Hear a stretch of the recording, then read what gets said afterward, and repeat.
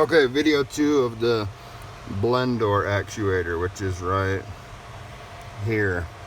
It took me 15 minutes to take it out, and it took me 10 minutes to install it. And this is my first time ever, so I bet you if I had to do it again, it could probably be less than 10 minutes to take it out, less than 10 minutes to put it in. I was messing around with this little clip right here.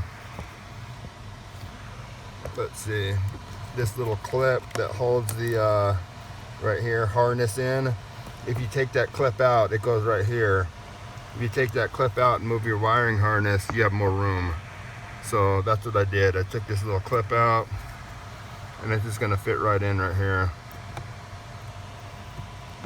Snaps back in like that.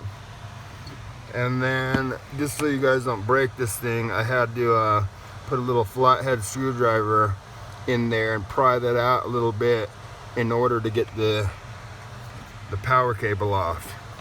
So I didn't just pull it and break it like I've done in the past. I actually pried it out with a screwdriver slightly, and it goes in here like this. Anyway, I'll worry about that later. It goes, plugs right back in there. There it goes. So I'm sure, I haven't tested it yet, but I'm sure I won't hear any clicking now when I put my AC on recirculate.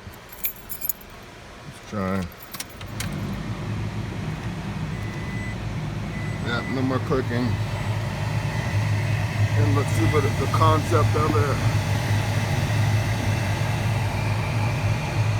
Oh, cool.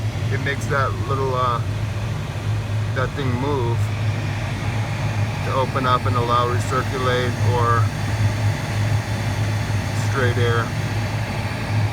That moves right there, the servo moves. Anyway, hope that helps. Okay, so 5.5 millimeter or 7/32 standard will work. And it's tricky, but you guys can do it.